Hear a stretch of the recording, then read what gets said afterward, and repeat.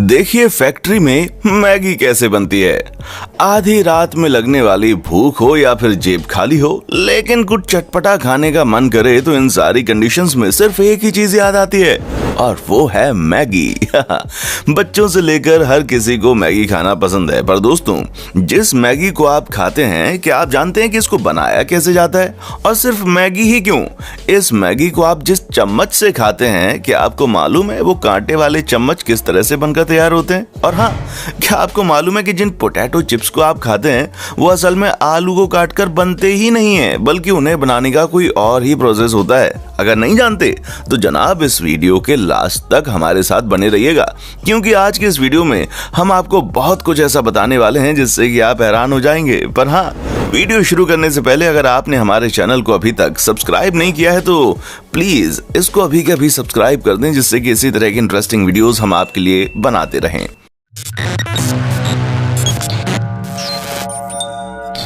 Candy bar.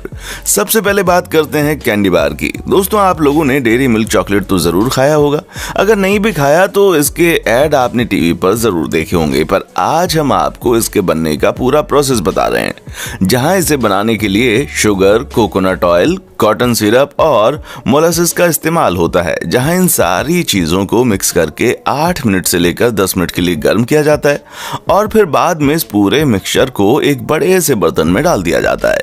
जो पिछली बार बनाते टाइम बची हुई कैंडी थी ना, उसे भी इस बार बनाने वाले सिरप में मिक्स कर दिया जाता है।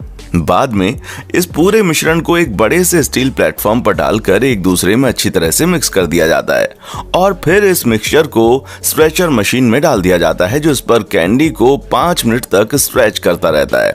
जिसके बाद गर्म पीनट बटर को इस कैंडी के लेयर पर सही मात्रा में डाला जाता है और इसके बाद इस बड़े से लेयर को बेलन यानी कि सिलेंडर का आकार दे दिया जाता है, जो आगे चलकर मशीन में चॉकलेट बार के साइज में कन्वर्ट हो जाता है। जिसके बाद एक मशीन से इनको गुजारा जाता है, जो हर 5 इंच के अंतर पर एक मार्क लगाती है और उनको काट देती है। बाद में इन बार्स को कन्वेयर बेल्ट की मदद से हॉट चॉकलेट के नीचे ले जाया जाता है और फिर पैकिंग वाली मशीन इन्हें एक एक करके प्लास्टिक के रैपर में पैक कर देती है। मैगी। अब बात करते हैं उस मैगी की जिसे शायद ही किसी ने ना खाया हो।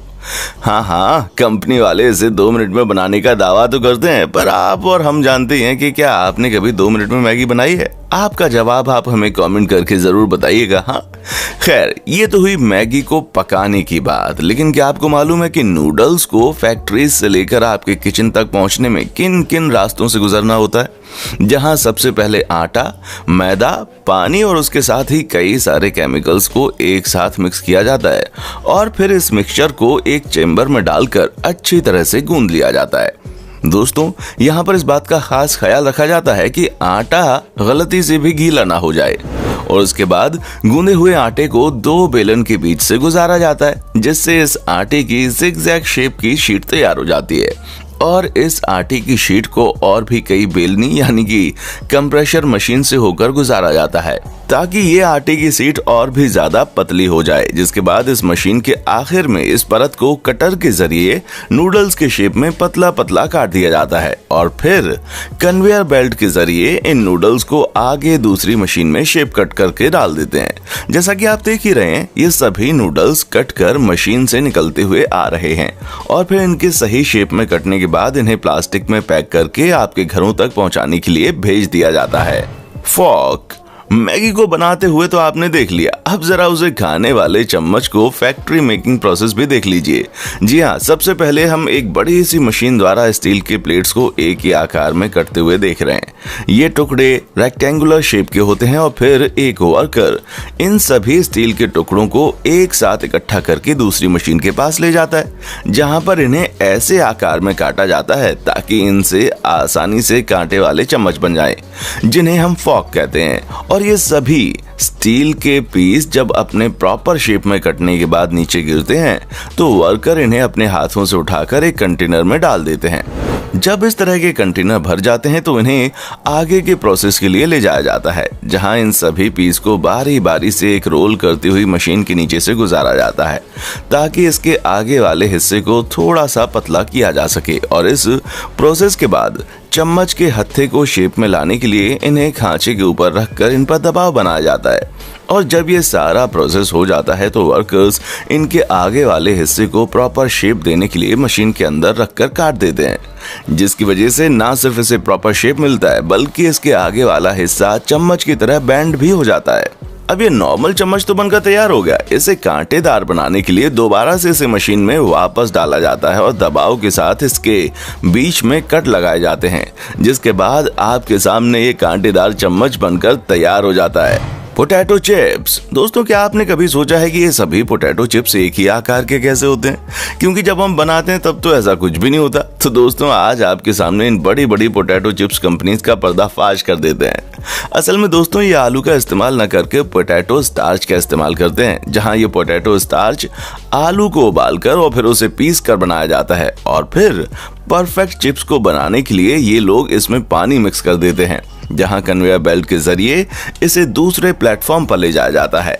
बाद में 4 टन जितनी ताकत से इस मिश्रण को एक शीट में तब्दील कर दिया जाता है और फिर बाद में रोलर पर लगे कटर इन शीट को चिप्स के साइज में काट देते हैं, जिसके बाद दूसरा हैंडल शीट के बचे हुए हिस्से को साइड से निकालता जाता है और जो निकला हुआ हिस्सा है वो वापस से शीट बनने के लिए तैयार हो जाता है।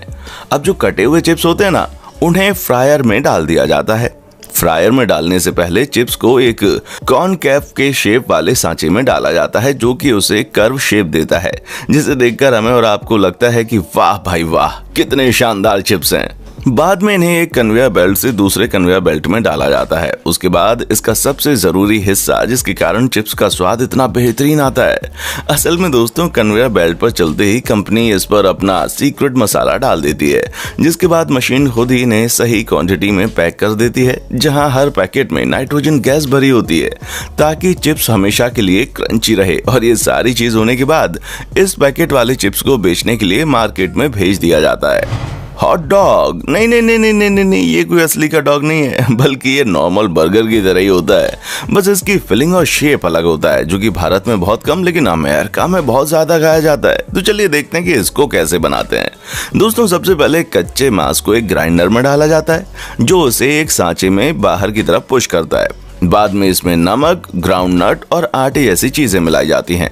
उसके बाद इसमें पानी मिलाया जाता है ताकि ये कड़क ना हो जाए, और ठीक उसी टाइम कॉर्न सिरप को भी मिला दिया जाता है ताकि ये एक डाइल्यूट पेस्ट में तैयार हो जाए। और फिर बाद में इसे मशीन से गुजारा जाता है, जो उस पेस्ट को प्लास्टिक के थैलों में पैक करके हर 5 इंच पर मोड़कर भेज देती है। दोस्तों, ये पूरा प्रोसेस इतना फास्ट होता है ना कि ये मशीन एक साथ हजारों हॉट डॉग बनाकर तैयार कर देती है। बाद में इन बड़े बड़े हॉट डॉग की लेयर को बड़ी सी मशीन में डाला जाता है ताकि इन्हें गर्म पानी से धोया जा सके। धुलने के बाद इन्हें ओवन में पकाया जाता है, जिसके बाद इस प्लास्टिक कवर को निकाल दिया जाता है और फिर इन्हें अच्छी तरह से पैक करके आगे भेज दिया जाता है।